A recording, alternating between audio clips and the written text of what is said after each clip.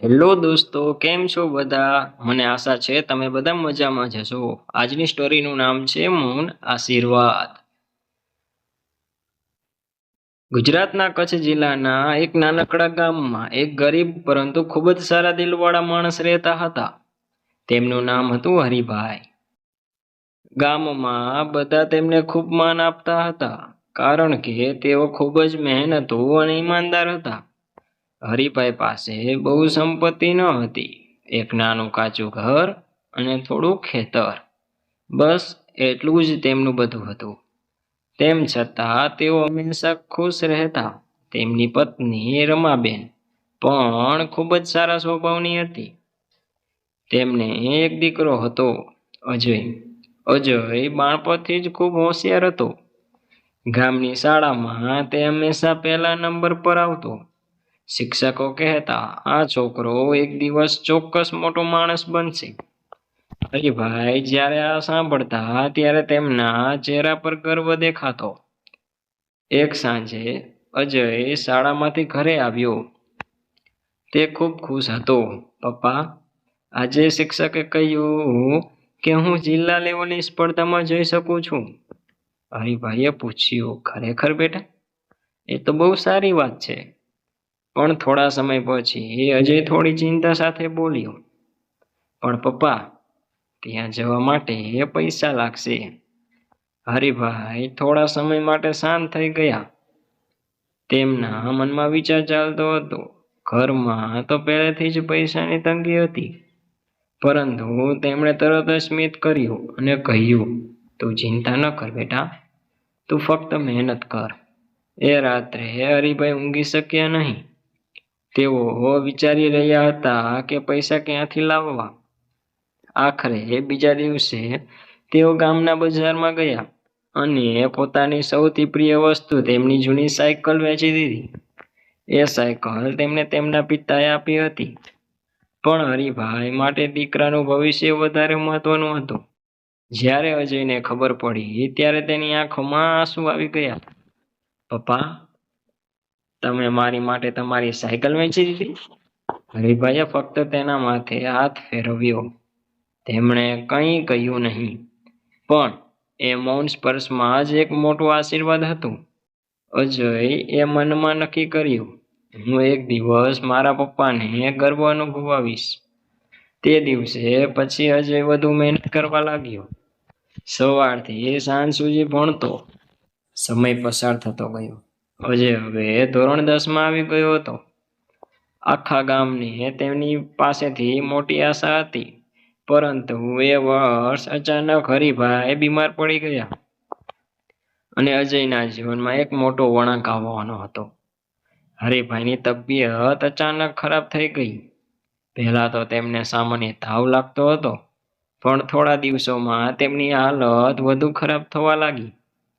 હવે તેઓ ખેતરમાં કામ કરવા જઈ શકતા ન હતા. ઘરમાં આવક બંધ થઈ ગઈ. રમાબેન ચિંતામાં પડી ગઈ.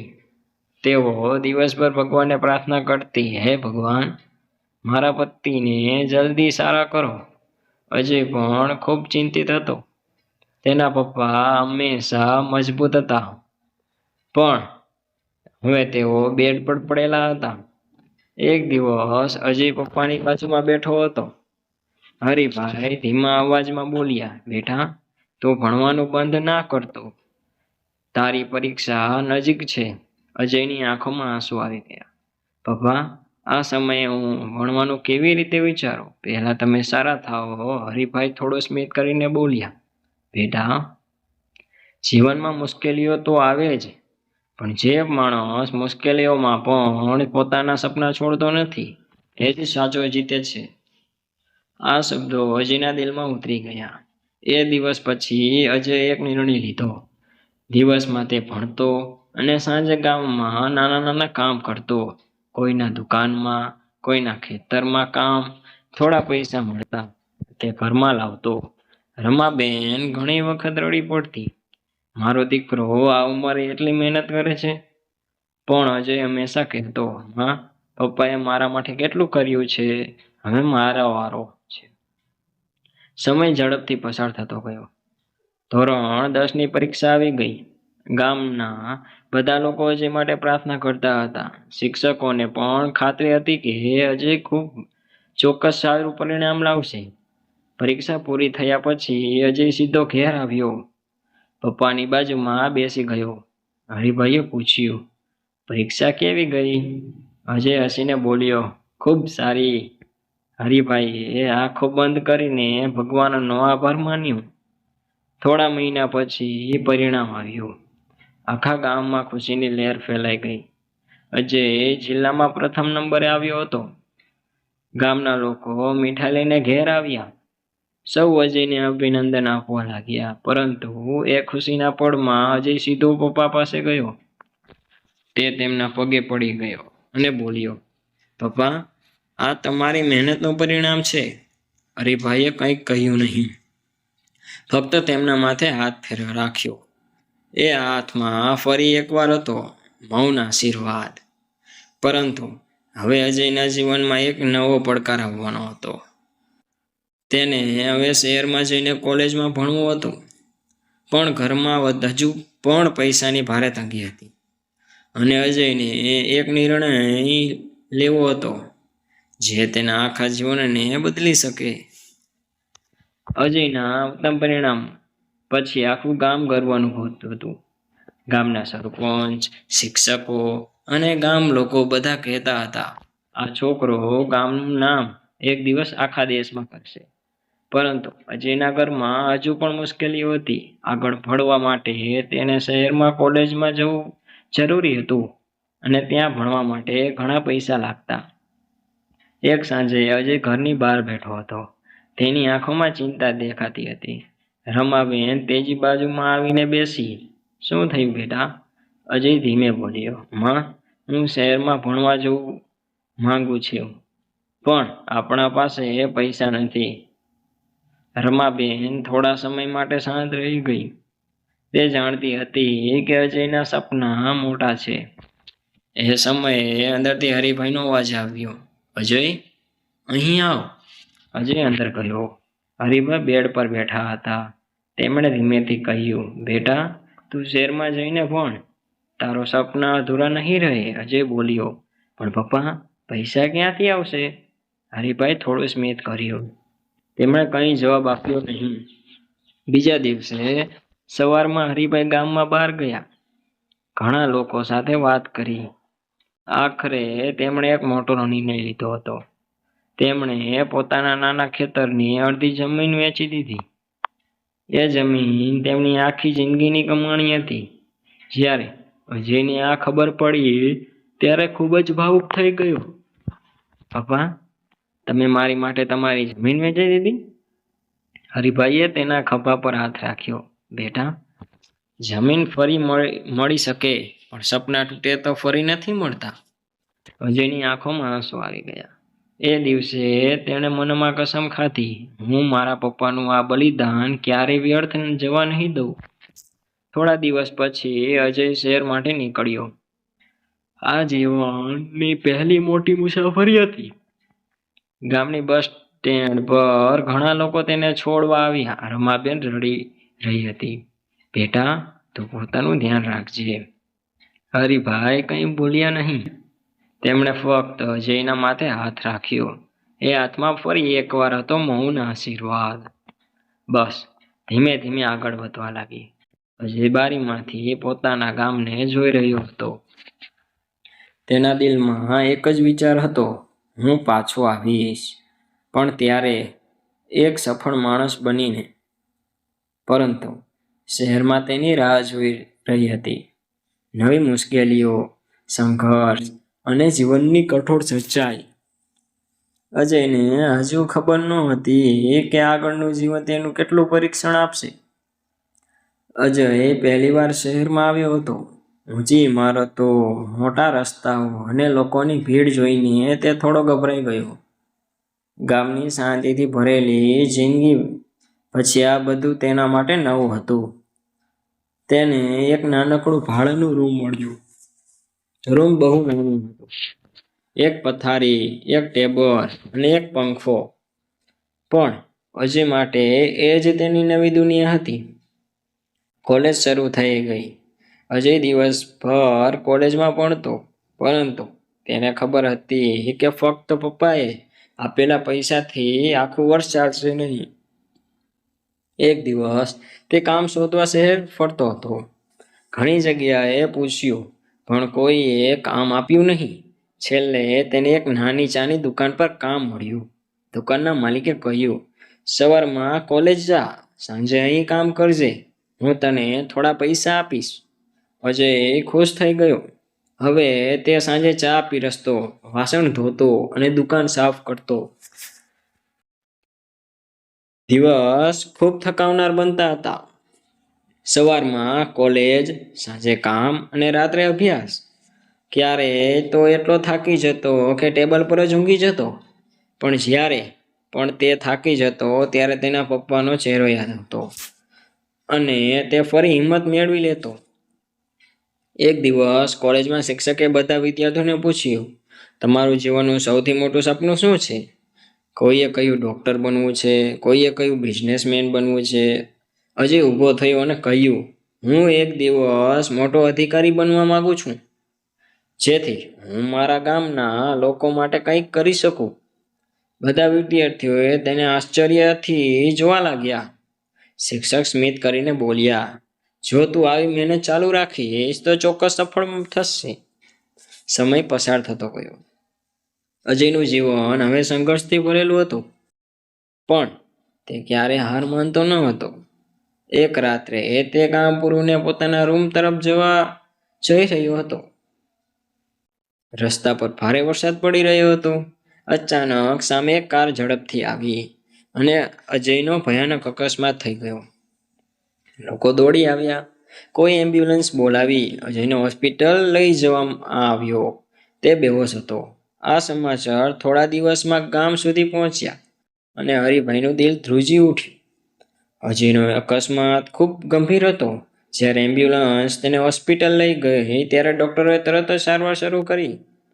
તેના માથા અને પગ ભારે ઈજા થઈ હતી. ડૉક્ટરે કહ્યું, આની હાલત ગંભીર છે, તરત ઓપરેશન કરવું પડશે. અજયના કેટલાક મિત્રો હોસ્પિટલમાં આવી ગયા હતા.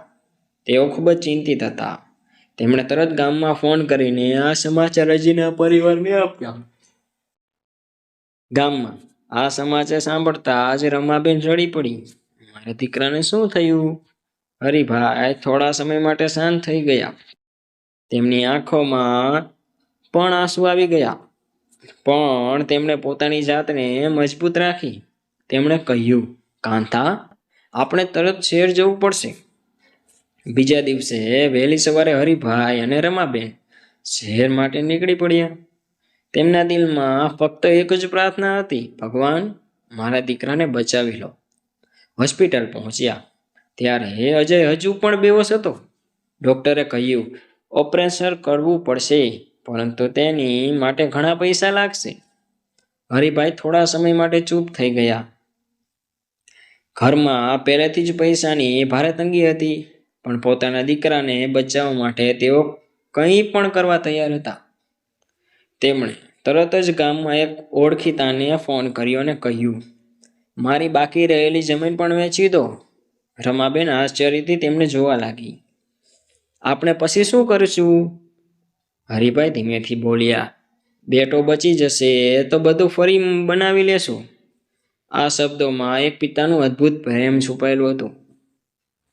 થોડા સમય પછી ઓપરેશન શરૂ થયું. ઘંટો સુધી હરિભાઈ અને રમાબેન હોસ્પિટલની બહાર બેઠા રહ્યા. દરેક મિનિટ તેમને એક વર્ષ જેવી લાગી રહી હતી. આખરે ડૉક્ટર બહાર આવ્યા.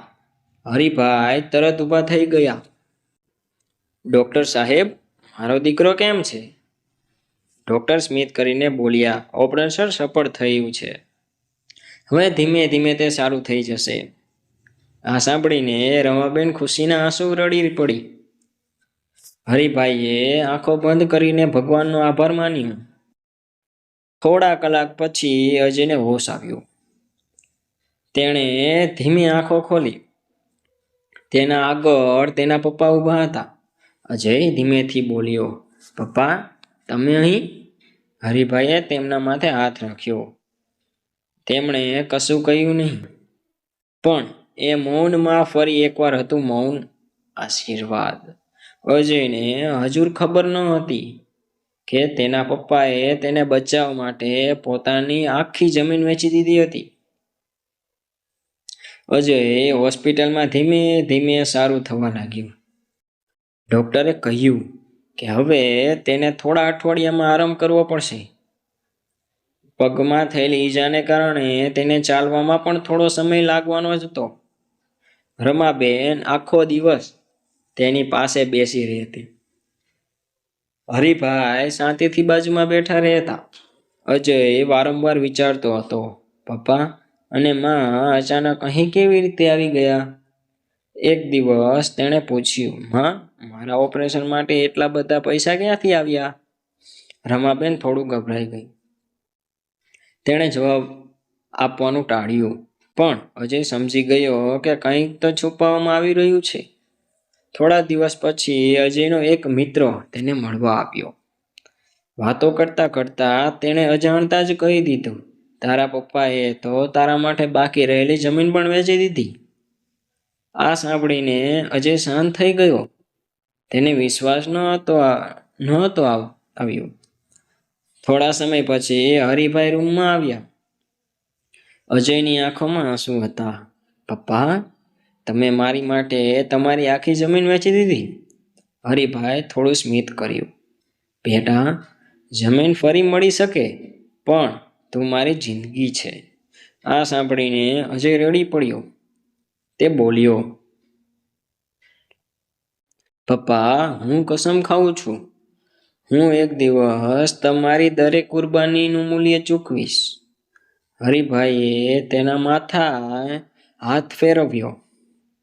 કોઈ શબ્દ નહોતો, ફક્ત પ્રેમ અને આશીર્વાદ. થોડા અઠવાડિયા પછી અજય હોસ્પિટલમાંથી બહાર આવ્યો. તેને હજુ પણ થોડી લંગડાઈ હતી, પરંતુ તેની અંદર નવી હિંમત આવી ગઈ. તે ફરીથી કોલેજમાં જવા લાગ્યો. હવે તે પહેલા કરતાં પણ વધારે મહેનત કરતો. દિવસ રાહત ભણતો. તેના દિલમાં એક જ વિચાર હતો, મારે મારા પપ્પાનું બલિદાન સફળ બનાવવું છે. સમય પસાર થતો ગયો. અજય હવે કોલેજના છેલ્લા વર્ષમાં પહોંચ્યો. એક દિવસ કોલેજમાં એક મોટી જાહેરાત થઈ. સરકારી મોટી પરીક્ષા માટે ફોર્મ ભરવાનું શરૂ થયું. આ પરીક્ષા પાસ કરનાર લોકો મોટો અધિકારી બનતા. અજયને લાગ્યું, આજ મારી તક છે. પણ આ પરીક્ષા માટે તૈયારી ખૂબ મુશ્કેલ હતી અને અજયના જીવનમાં ફરી એક નવો સંઘર્ષ શરૂ થવાનો હતો. સપના મોટા રાખો અને તેમને સાચા કરવા. સપના મોટા રાખો અને તેમને સાચા કરવા માટે સતત પ્રયત્ન કરો. એક દિવસ મહેનત ચોક્કસ ફળ આપશે. જો દોસ્તો તમે અમારી ચેનલ પર નવા હોય તો લાઈક, સબસ્ક્રાઈબ કરી દેજો, જેથી કરીને અમારા નવા વિડીયોના નોટિફિકેશન તમને મળતા રહે.